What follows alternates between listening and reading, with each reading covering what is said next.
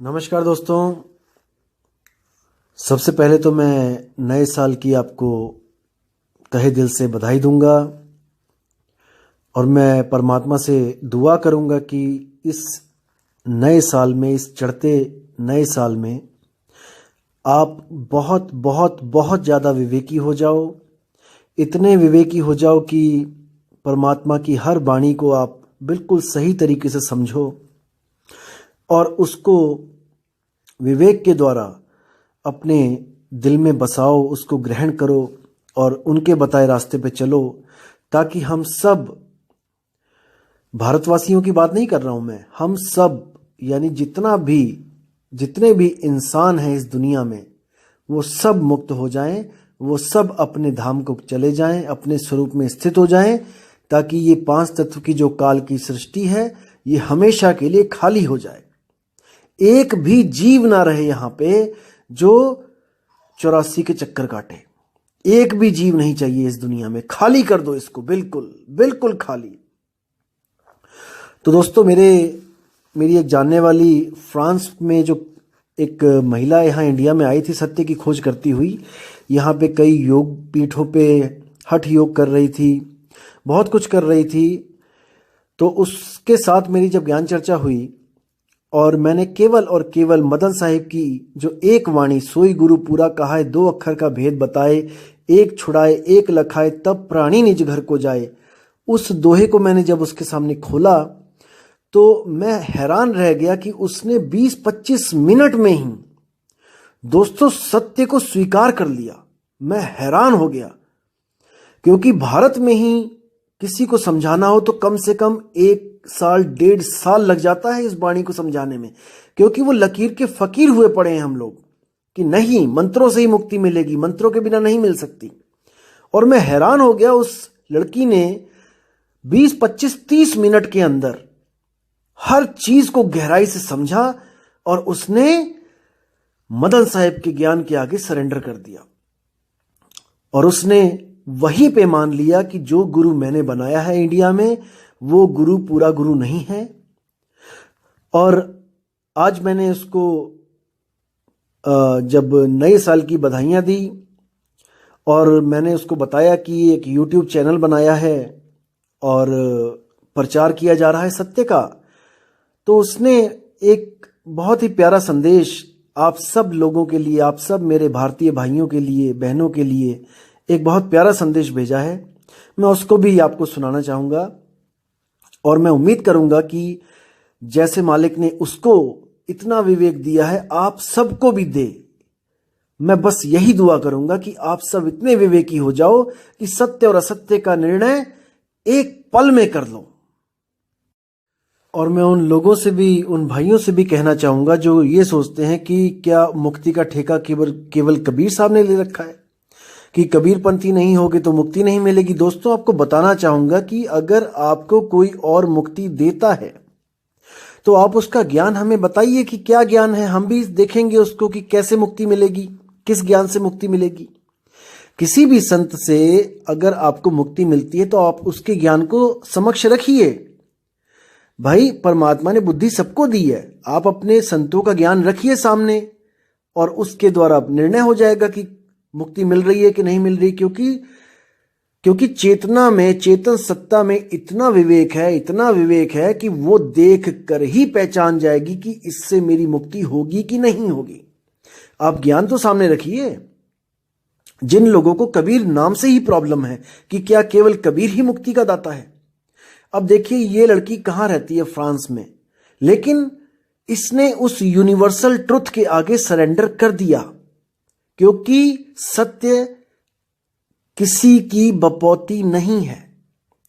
सत्य किसी की बपौती नहीं है, इसका मतलब कि कोई भी संत हमें सत्य दे सकता है, बिल्कुल दे सकता है, लेकिन जब सत्य स्वयं आकर उस संत को अपना भेद बताता है, तब जब परमात्मा स्वयं आकर किसी भी संत को अपना राज बताता है, अपना भेद बताता है, सच्ची भक्ति बताता है, तब जाकर वो संत इस लायक होता है कि वो किसी और को मुक्ति प्रदान कर सके।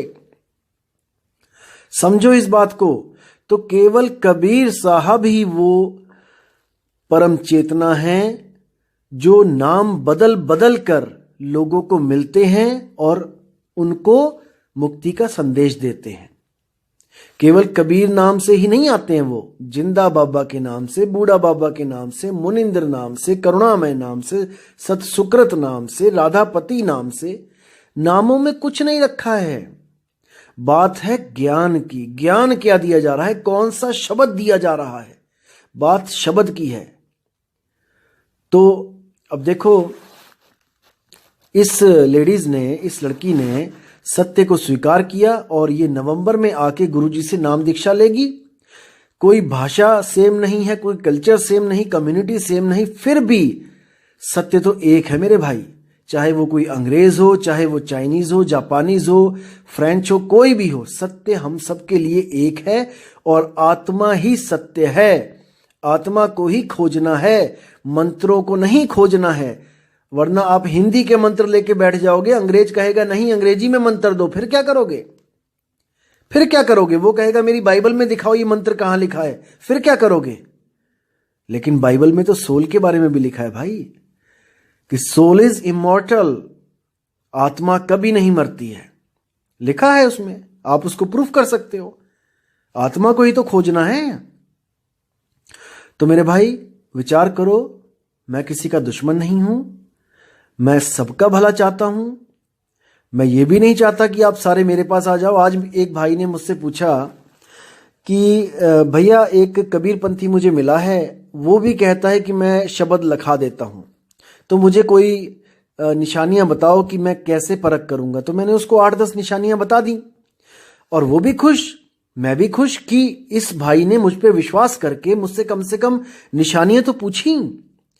और मैं क्यों मना करूंगा उसको? मैं बिल्कुल मना नहीं करता। आपको कोई भी गुरु मिलता है, कोई भी A to Z, कोई भी, आप उससे नाम लो, लेकिन मैं आपको केवल विवेकी बनाना चाहता हूं। आपको मैं कुछ निशानियां बताना चाहता हूं, जिन निशानियों को आपने समझना है और आपने परख कर लेना है कि मेरे साथ कहीं धोखा तो नहीं हो रहा है।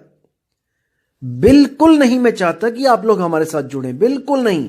लेकिन आप जिसके साथ भी जुड़ें, पूरे विवेक से, पूरे होशो हवास में जुड़ें, ताकि आपको धोखा ना मिले।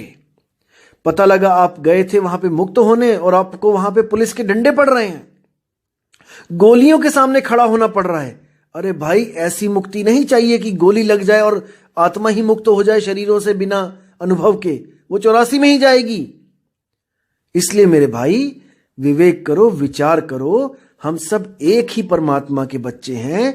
कहने को बच्चे हैं, असल में हम अजन्मे हैं, लेकिन वो हमें बचाने आता है, हमें यहां से निकालने आता है। इसलिए हम उसको पिताजी कह देते हैं, उसको मालिक कह देते हैं, उसको बंदी छोड़ कह देते हैं। नहीं तो ना तो उसको किसी ने पैदा किया है और ना ही मुझे कोई पैदा करने वाला है। आत्मा अजन्मा है, सबकी आत्मा अजन्मी है, वो शुरू से ही है, बस बंधन में आ गई है, इसलिए इसको एक बंदी छोड़ की जरूरत है। तो दोस्तों, पहले वो संदेश सुनेंगे और फिर विचार करेंगे कि जब ट्रुथ, जो सत्य है, वो यूनिवर्सल है, तो हम क्यों एक दूसरे के बैरी हो जाते हैं, एक दूसरे के धर्मों को गालियां देते हैं? नहीं भाई, हम सब इंसान हैं, हमारा धर्म इंसानियत है। तो इसी के साथ मैं विदा चाहूंगा दोस्तों। जय गुरु बंदी छोड़ कबीर साहिब, जय गुरु बंदी छोड़ मदन साहिब, जय जय सतगुरु बंदी छोड़ वैराग साहिब जी की सदा ही जय हो। साहिब बंदगी Satnam. Hello, my dear Indian friends. I am Caroline from France, and I am a truth lover person. Because only truth is that thing which is always universal. We cannot bond the truth in any specific religion or language or any specific country. We all are from different culture and communities, but the sun, the moon, and the stars are the same for all of us. And just like the sun, the truth is the same for the whole universe. It is very great for you that you can get the knowledge of the truth almost for free on YouTube. And I hope that my friend Nitin is explaining the truth in a very easy way, because the truth is simple and it must be understandable for everyone. So I wish to all of you that you understand this supreme knowledge of truth and that you get the real salvation from the birth and death. I love you all and I wish you all the best for this new year. Thank you very much.